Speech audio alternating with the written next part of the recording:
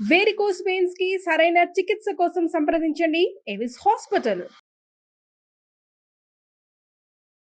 నమస్తే రమగారు. నమస్తే జయ. రమగారు, ధనుర్మాసంలోకి వెళ్ళబోతున్నాం కదా. కార్తీకం తర్వాత వెంటనే ప్రారంభమవుతుంది కదండి. ఈ మాసం యొక్క విశిష్టత, అవలంబించాల్సిన విధి విధానాలు ఒక్కసారి మాట్లాడుకుందాం. కార్తీక మాసం తర్వాత వచ్చే మాసం మార్గశిర మాసం. అయితే మార్గశిర మాసం రాగానే ధనుర్మాసం కాదు. మార్గశిరంతో సంబంధం లేదు దానికి. మార్గశిరంలో ధనుర్మాసం ప్రారంభం అవుతుంది. మార్గశిరమే ధనుర్మాసం కాదు. మార్గశిరంలో ధనుర్మాసం ప్రారంభం. మరి అప్పుడు మాసం అని ఎలా వచ్చింది? చెప్తాం అది చెప్పాలి. మొన్న ఎవరో కూడా అడిగారు, మామూలుగా మనకి మాసాలు ఇవన్నీ ఎలా వస్తాయి? చాంద్రమానం ప్రకారం, అంటే చంద్రుని యొక్క కదలికలతోటి మనం హళలు పెరుగుడు తగ్గుడుతోటి తిథులతోటి తయారవుతుంది కదా. అవును. ఇప్పుడు మనకి పాడ్యమితోటి నెల మొదలవుతుంది. అమావాస్య వెళ్ళగానే స్టార్ట్. పౌర్ణమి దాకా 15 రోజులు, పౌర్ణమి నుంచి మళ్ళీ 15 రోజులు అమావాస్య. అమావాస్య వెళ్ళంగానే మళ్ళీ నెలపడుపు తప్పకుండా చంద్రుడు. అమావాస్య వెళ్ళంగానే చంద్రుడు అమావాస్య నాడు ఏమీ కనపడ్డు. మా పాడ్యమి నాడు ఏదో ఎటాగో ఉంటాడు. తర్వాత స్లోగా కనపడడం మొదలు పెడతాడు. చంద్రుడి నడకతోటే మన మాసాలన్నీ తయారవుతాయి. ఆలోచించండి, అంతే కదా. అవును.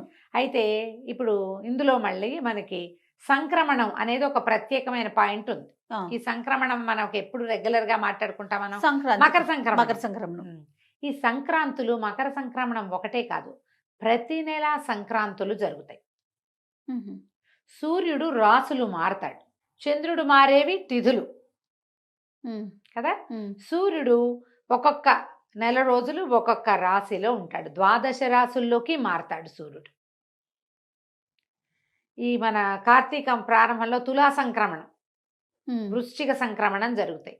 ఇదేంటంటే సంక్రమణాల్లో కూడా మనకి పెద్దవాళ్ళకి తర్పణాలు పిలిచే వాళ్ళు సంక్రమణ కాలంలో కూడా తప్పకుండా చేయాలి. సంక్రమణ అన్నప్పుడు కూడా ఉపవాసం ఉండాలి. మనం క్యాలెండర్ ఫాలో అవ్వడాలి, పంచాంగం ఫాలో అవ్వడాలి మానేసింది ప్రజ అంతా. అవునండి. ప్రత్యేకంగా కొన్ని మనమే టీవీలలో మనలాంటి వాళ్ళు యూట్యూబుల్లో పడి ఏవో చెప్తే కొన్నిటిని పట్టుకుని అవే పిచ్చికింద అయిపోతుంది తప్పిస్తే అసలు ముఖ్యమైన వ్యవహారాన్ని మనం చూడటల్లా. సూర్యుడు సంక్రమణం చెందినప్పుడు సంక్రమణపు రోజు మనకి క్యాలెండర్లో కనపడుతుంది క్లియర్గా, ఫలానా రోజు సంక్రమణము అని. ఆనాడు పెద్దవాళ్ళకి ఇవ్వాలి తర్పణాలు, అక్కడి నుంచి బ్రాహ్మడికి దానం ఇవ్వాలని ఒక నియమం ఉంటుంది. సంక్రమణంలో నదీ స్నానం విశేషం, సంక్రమణంలో గోపూజ విశేషం, సంక్రమణంలో గోదానం విశేషం. దాన ప్రక్రియ చాలా విశేషమైంది. కానీ అవన్నీ గుర్తుపెట్టుకోం. కానీ మనకి ప్రత్యేకంగా మకర సంక్రమణం ఒకటి మనకు ఖచ్చితంగా తెలుసు. ఏం చేతంటే సంక్రమణం, మకర సంక్రమణం తర్వాత కాలం మారి ఉత్తరాయణ పుణ్యకాలం ప్రారంభమవుతుంది. ఓకే. దక్షిణాయనం వెళ్ళిపోతుంది. ఇప్పుడు మన కాలాన్ని 2 నడకలుగా విభజించారు, ఉత్తరాయణము దక్షిణాయనము. అంటే సూర్యుడు తూర్పు నుంచి ఉదయిస్తాడు కదా. ఈ ఉదయించే కాలంలో దక్షిణాయనం అప్పుడేమో దక్షిణం వైపుగా వాలుగా ఉంటాడు. ఉత్తరాయణం వచ్చేసరికల్లా సూర్యుడి వాలు ఉత్తరం వైపుకి వస్తుంది. ఇవి దేవతల యొక్క రాత్రి పగలుగా చెప్పబడతాయి. ఓకే. దేవతల యొక్క నిద్రాకాలం దక్షిణాయనం, తెరిపి కాలం, వాళ్ళు తెలివిగా ఉండే కాలం ఉత్తరాయణం. ఓకే. ఇప్పుడు ఈ ఉత్తరాయణం ఇవి ఎప్పుడు మారతాయని చెప్పుకున్నాం మనం, మకర సంక్రమణానికి మారతాయి. ఈ మకర సంక్రమణానికి ముందున్న సంక్రమణము ధనుస్ సంక్రమణం. సూర్యుడు ధనుర్రాశిలోకి మారతాడు. ఇది ఎప్పుడు వచ్చినట్టు, దక్షిణాయనం తాలూకు చివర, ఉత్తరాయణం తాలూకు మొదటి భాగానికి ముందు. అందుకని దీన్ని ఎలా పరిగణించాలి, ఒక దేవతల యొక్క రోజు యొక్క తెల్లవారుజాము. ఒక్క రోజు యొక్క తెల్లవారుజాము. తెల్లవారుజాము అంటే ఎప్పుడు, సూర్యోదయాత్ పూర్వకాలము చాలా ప్రభావవంతమైన కాలం. మనం బ్రాహ్మీ ముహూర్తం అని చెప్పుకుంటాం. తెల్లవారుజామును లేచి 10 నిమిషాలు చదువుకుంటే బుద్ధి వికసిస్తుంది. తెల్లవారుజామును స్నానం చేయటం, తెల్లవారే లేవటం, ఇది ఆ తెల్లవారిగా పరిగణించాలి మనం ధనుర్మాసాన్ని. ఇప్పుడు సూర్యుడు ధనుర్రాశిలోకి మారతాడు. ఓకే. ఇప్పుడు మార్గశిరం మొదలవగానే అవదు. మార్గశిరం ఎట్లా మొదలైంది, చంద్రుడు అమావాస్యతో వెళ్ళిపోయి పాడ్యమితోటి మొదలు పెట్టడంతో మార్గశిర మాసం మొదలైంది. నెంబర్ 1. మార్గశిరం వచ్చాక 7 రోజులకో 8 రోజులకో 9 రోజులకో మనకి సంక్రమణం జరగచ్చు. ఈ సంవత్సరం ఏం జరిగింది, మనకి అధిక శ్రావణం రావటం వల్ల మార్గశీర్షము రావడము, సంక్రమణం జరగటము దగ్గరగా అయిపోయింది. అవును. మనకి కార్తీక మాసం 12వ తారీఖుతో అమావాస్య అయిపోతుంది. 13 మనం పోలిపాడ్యమి చేసుకుంటాం తెల్లవారుజాము. 13, 14, 15 3 రోజులు మార్గశిరంలోనే గడుపుతాం. 16వ తారీఖు సంక్రమణం జరిగిపోతుంది. ఓకే. డేట్లు కొంచెం ముందు వెనక అవుతాయి, కానీ 16వ తారీఖు సిద్ధమే, అందులో మార్పు లేదు. ఈ 16వ తారీఖు నుంచి సూర్యుడు ధను రాశిలోకి మారటంతో సూర్యుడు మారగానే మీరు ఒక్క రోజులో డిఫరెన్స్ కనపడుతుంది చూడండి. ముందు రోజుకి ఈ రోజుకి మంచు పెరిగిపోతుంది. ఒక్క రోజులో డిఫరెన్స్ వచ్చేస్తుంది.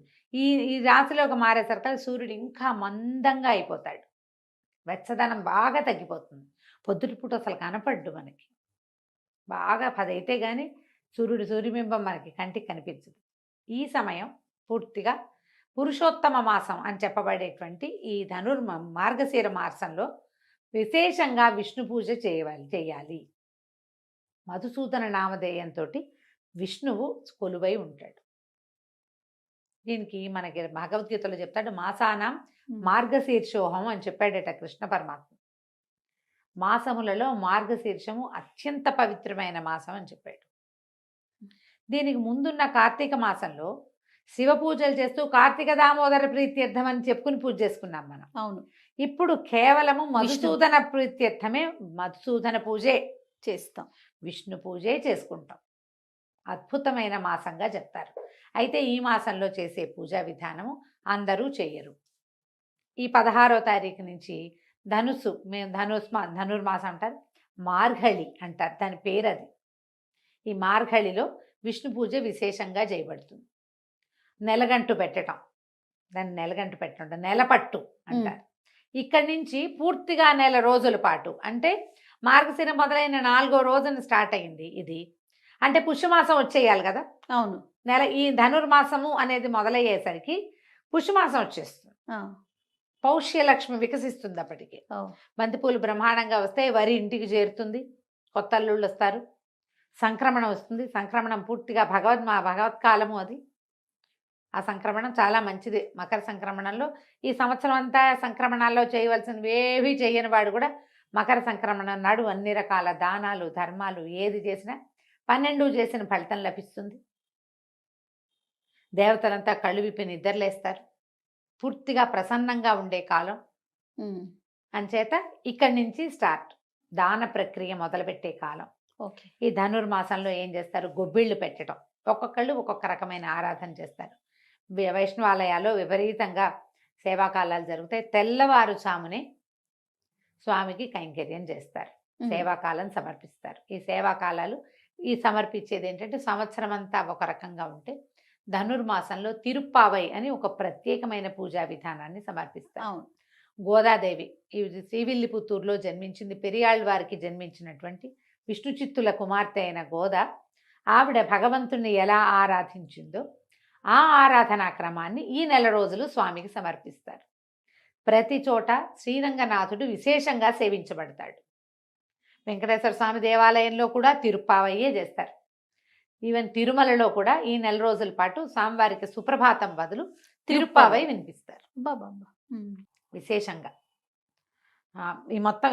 ఈ నెల అంతా కూడా అన్ని విష్ణువాలయాల్లోనూ విశేషమైన సేవలు కైంకర్యాలు జరపబడతాయి.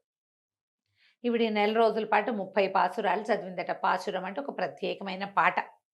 ఇది ద్రవిడ భాషలో ఉంది. తిరుప్పావై అంటే మంగళకరమైన మేల్కొల్పు. ఆవిడ ఏం చేసిందంటే తన చెలికత్తెల్ని అందరినీ పిలిచి విష్ణువు సుప్రసన్నుడుగా ఉంటాడు. ఇప్పుడు ఇంతకుముందు నిద్రలేచాడు ఈయన. కార్తీక శుద్ధ ద్వాదశికి ఏకాదశి నాడు నిద్రలేచాడు కదా. నిద్రలేచి అత్యంత ప్రసన్నుడుగా ఉంటాడు. ఆయనకి అత్యంత ప్రీతిపాత్రమైన మార్గశిర మాసము, సూర్యుడు సంక్రమణం చెంది దేవతలందరూ కొలువయ్యే కాలము. వాళ్ళందరూ నిద్రలేస్తారు. తెల్లవారు ప్రబోధ సమయం కదా. అవును. వాళ్ళు నిద్రలు లేచే కాలం ఇది. ఈ సమయంలో గనక మనం భగవత్ సేవం చేస్తే భగవంతుడు మనని అనుగ్రహిస్తాడని చెప్పి తన చెలికత్తెల్ని అందరినీ పిలుస్తూ కృష్ణుడి గురించిన గాథలు ఆవిడ చెప్తూ రోజుకొక పాట చొప్పున ఆమె పాడింది. ఆ పాడిన 30 పాటలని ఇప్పుడు చెప్పుకుంటాం. ఇది అందరూ చేసేది చేయగలిగేది కాదు. ఎందుకంటే ఇది తిరుప్పావై ద్రవిడ భాషలో ఉంది. మనం చేయగలిగేది ఏమిటి, వాకిళ్ళు తెల్లవారుజామునే లేవటం. ఉమ్, వాకిళ్లలో శుభ్రంగా వాకిళ్ళు శుభ్రం చేసుకుని చక్కటి ముగ్గులు తెచ్చుకోవటం, వాకిళ్లలో గొబ్బిళ్ళు పెట్టడం. 3-4 ఏళ్ళ నాడు నేను కోయంబత్తూరు వెళ్ళాను. ప్రతి వాకిలి తెల్లవారేసరికి ముగ్గులే చేయ. అవునండి. మనుషులు తక్కువ ఉన్నారు, ముగ్గులు మాత్రం బ్రహ్మాండంగా ఉన్నాయి. తెల్లవారి 6 o'clockకి బయలుదేరితే వీధులన్నీ ముగ్గులే. 6ంటికే మంచు, చలి అయినా సరే నర్సీపట్నం దగ్గర బాగా ఎక్కువ చలి ప్రదేశం ఒకటి ఉంది. ఏంటబ్బా దాని పేరు? నర్సీపట్నం దగ్గర చింతపల్లి వాటి దగ్గర హైయెస్ట్ అదే లోయెస్ట్ టెంపరేచర్ 1 వస్తుంది అక్కడ. ఆ ఊరి పేరు చటుకుని గుర్తు రావట్లేదే నాకు. చాలా ఇంట్రెస్టింగ్గా ఆ చలి ఏమిటో చూద్దామని వెళ్ళాం మేము. లంబసింగి వెళ్ళాం 1 సంవత్సరం డిసెంబర్లో. చలి అదేమిటో చూడాలని. ఒక్కొక్కటి ఉంటుంది కదా. ఆ లంబసింగిలో కూడా తెల్లవారు 5ంటికి ముగ్గులు. ఓ చలి చచ్చిపోతున్నాం. 1 ఉంది మేము వెళ్ళిన రోజున. 0 వస్తుంది చూద్దాం అనుకున్నాం. అంతకు ముందు రోజు వచ్చిందట, మేము వెళ్ళిన రోజు 1 ఉంది. అక్కడ కూడా ముగ్గులు ఉన్నాయి. మనం చేసే సేవ ఏంటంటే ఈ పుణ్యకాలంలో, ఈ ధనుర్మాస కాలంలో అందరూ వాకిట్లో ముగ్గేసుకుంటే విష్ణు సేవ చేసినట్టే. అది ఓకే. గొబ్బిళ్ళు పెట్టుకోవటం. గొబ్బిళ్ళు పెడతారు కదా కొన్ని ప్రాంతాల్లో.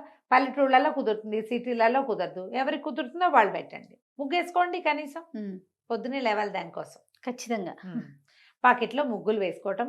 అది కూడా ముగ్గులు వేస్తాం, పీట ముగ్గులు వేస్తాం. అదే గళ్ళ ముగ్గులు, పీటల ముగ్గులు పెద్దది వేయటం, గుమ్మడి పువ్వులతో అలంకారం చేయటం, గొబ్బిళ్ళు పెట్టటము, గొబ్బి తట్టటము. ప్రత్యేకంగా గొబ్బిళ్ళు పెట్టావా చిన్నప్పుడు? పెట్టాను. ఓకే. మేము చాలా ఏళ్ళు పెట్టాం. ఓకే.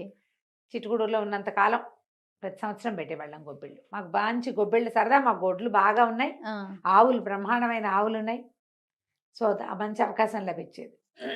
తర్వాత కూడా ఇప్పటికి కూడా మా వాళ్ళు పెడతారు. అయితే ఈ గొబ్బిళ్ళు పెట్టుకోవటం, తర్వాత దేవాలయ దర్శనము మంచిది.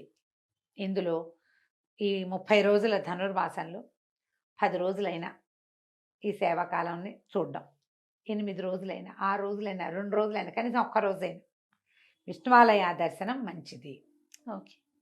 ఎలా అవకాశం ఉంటే అట్లా. ఇప్పుడు తిరుపావై చెప్పడం, నాకైతే తిరుపావై రాదు. ప్రతి సంవత్సరం నేను అడుగుతూ ఉంటాను, మీరు ఇదే చెప్తున్నారు. నేను నేర్చుకోలేదు. ఈ సంవత్సరం నేర్చుకుందామని ట్రై చేశాను జయ. నిజంగా సుమన్ టీవీ కోసమే. అవకాశం లభించల. అదే కొద్దిగా శ్రద్ధారాహిత్యం కూడా. ఎండాకాలం అవకాశం లభించినప్పుడు శ్రద్ధ లేదు. శ్రావణ మాసం వచ్చేసరికి అవకాశం తప్పిపోయింది. ఎవరి దగ్గరైనా కుదురుగా నేర్చుకుని వచ్చే సంవత్సరం ఏమైనా చెప్పగలనేమో ట్రై చేస్తా. ఓకే. సరే, అవకాశం ఉన్న వాళ్ళు మీకు రాకపోతే అది చదవాల్సిందేనని పెట్టుకోవద్దమ్మా. అలాంటిది ఏమీ లేదు. మనం ఏం చేయొచ్చు అంటే, ఇది ధనుర్మాసం మంచిదని మనకు తెలుసు, ముగ్గులు వేసుకుంటాం మనం. మనకు తిరుపావై రాదు, లేదు పూజ, అసలు మనం వైష్ణవులం కాదు, ఏం పర్వాలే. కానీ విష్ణువే జగన్నియామకుడు, ఈ ప్రపంచాన్ని నడిపించేవాడు ఆయనే. ఆ కాలమే చేయక్కర్లా, ఏదో ఒక చేతకొచ్చిన సేవాకాలం చేసుకోవచ్చు మనం. ప్రతిరోజు కృష్ణగాథలు వినొచ్చు, చదవచ్చు. విష్ణు సంబంధమైనది ఏ స్తోత్రమైనా చదువుకోవచ్చు. కృష్ణాష్టకం చదవచ్చు, అచ్యుతాష్టకం, నారాయణాష్టకం, గోవిందాష్టకం, మధురాష్టకం, జగన్నాథాష్టకం, ఏదైనా చదువుకోండి. విష్ణు సహస్రనామం చదవండి, అన్నిటికంటే అద్భుతమైంది. చిన్నదో పెద్దదో, కృష్ణాష్టకం మరీ బుజ్జిది, అన్నిటికంటే చిన్నది. నాకు విష్ణు సహస్రనామాలు చెప్పించాలని ఎప్పటి నుంచి అడుగుతున్నాను రమ్మగారు. తిరుపావై తప్పించేసుకున్నారు. సరే, ఓకే, అది ద్రవిడ భాషలో ఉంటుంది, నిజంగానే కష్టసాధ్యం. కానీ విష్ణు సహస్రనామాలైనా పెట్టుకుందాం రమ్మగారు. ఒక 2 లైన్లు, లేకపోతే 4 పెట్టుకుని దాని అర్థం చూద్దాంలే జయ, చెప్తా. భగవంతుడు దానికే అవకాశం ఎప్పుడో ఇస్తాడంటారా? ఏమో, చూద్దాం. ఇన్నిటికి ఇచ్చాడు, దానికి ఇస్తాడేమో. మీ అవకాశాలను బట్టి ఎక్కడ మన దగ్గర వేణుగోపాల స్వామి గుడి, రామాలయము, తర్వాత వెంకటేశ్వర స్వామి గుడి, నరసింహస్వామి గుడి, ఏ దేవాలయానికి వెళ్ళినా సేవాకాలం జరుగుతుంది. తప్పకుండా స్వామిని దర్శించండి, ఆండాళ్ళని దర్శించండి. ఆమె మానవ స్వరూపంలో జన్మించింది.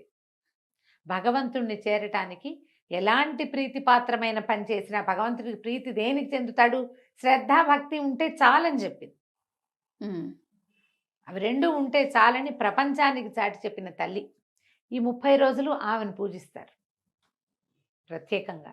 ఆమెను చూసి ఒకసారి దండం పెట్టుకుని ఒకసారి దేవాలయ దర్శనం చేసుకున్నా కూడా చాలా మంచిది. మీ అవకాశాలను బట్టి చేయండి. ధనుస్సు వెళ్ళగానే చివరికి ఏం చేస్తారు, చివరి రోజులో గోదా కళ్యాణం, గోదా రంగనాథ స్వామి కళ్యాణం చేస్తారు. కళ్యాణం చేస్తారు. అవకాశం ఉంటే ఏదైనా రంగనాథ స్వామి దేవాలయమో క్షేత్రానికి వెళ్ళటము ప్రయత్నం చేసి చూడండి, మీ కుదిరికను బట్టి. తప్పకుండా. మేము ఈ అవకాశాన్ని బట్టి చేయొచ్చు. ఇది ధనుర్మాస విశేషం. సంతోషం రమగారు. నమస్తే. నమస్తే జయ.